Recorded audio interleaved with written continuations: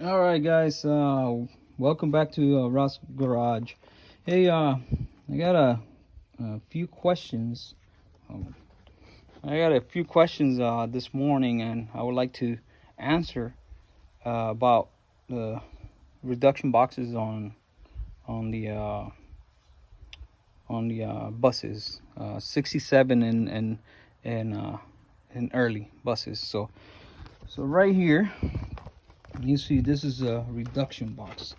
I posted some pictures yesterday. So this is what it does. It gives the bus, and this is how it looks like. This is the shaft, comes down. This is the the, the shaft housing there, and or torque tubes, I think it's called. Not sure. But anyways, and that is the drum brakes, and that in there is the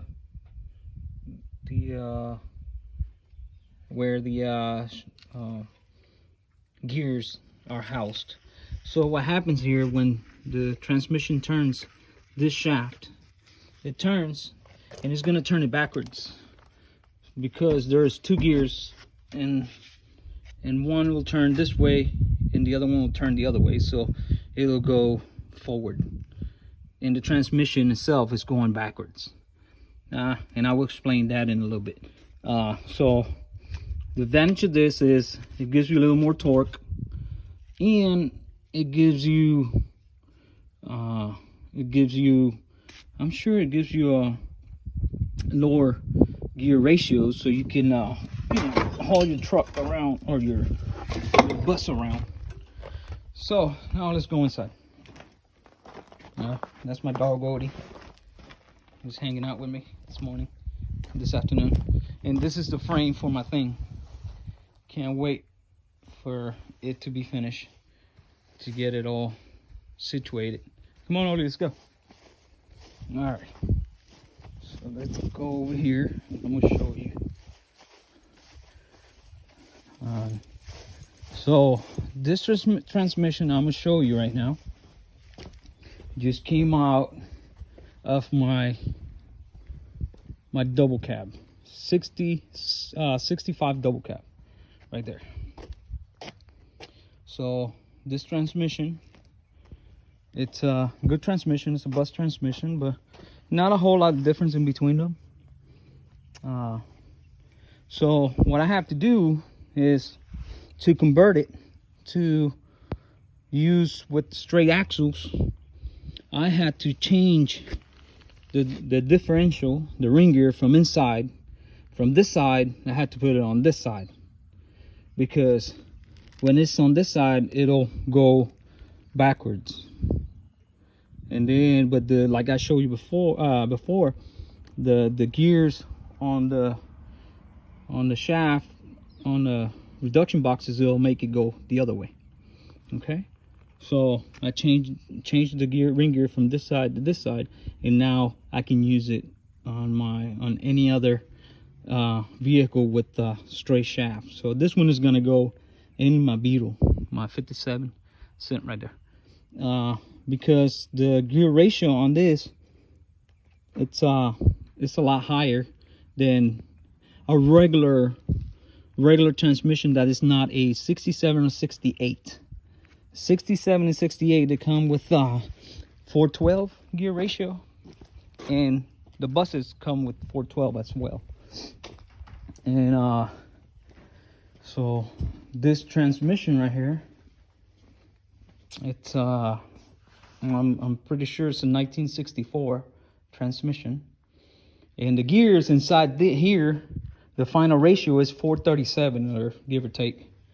So it's a little higher, so it's gonna run a little on the high side RPMs. Okay, and then I'm gonna show you the difference in between the shafts, the long shafts and short shafts.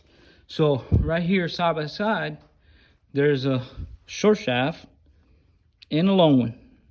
So you can find the long ones on 1968 and 1967 Beetles. Also on all the Type 3s you can find the long shafts. Then the other one, you can find them on all the Beetles 66 and back. So I'm converting this transmission to a long shafts, so that way I can possibly put it on my 66 bus. So this is the tubes, the shaft tubes, torque tubes. I'm not sure exactly what's the name on it, but here they are. That's the difference in between one to another. So it's about 1.5 inches longer than the other. So that means when I put this on there on my bus, it'll work. It just needs one of those spacers. I think it's a 1/2 inch spacer or something like that in between the. But you have to fabricate the spring plate because it doesn't bolt in or bolt on a bus just like that. First of all, you got to change your cone. It has to be changed for a bus cone because the shaft will comes out. When you look at the shaft, it comes out a little higher on the Beetle, and then the bus comes a little lower. So that way you can fit it onto the bus. So a couple more modifications you gotta do, but when you move those when you move those reduction boxes, your bus is gonna drop down automatically, probably about 5 inches on the back. And then to get your front to drop, if it's an older style bus, you will have to do your link pin. You have to flip them like I did on mine here. I flipped them around, and now I got 3 inches lower in the front of the vehicle.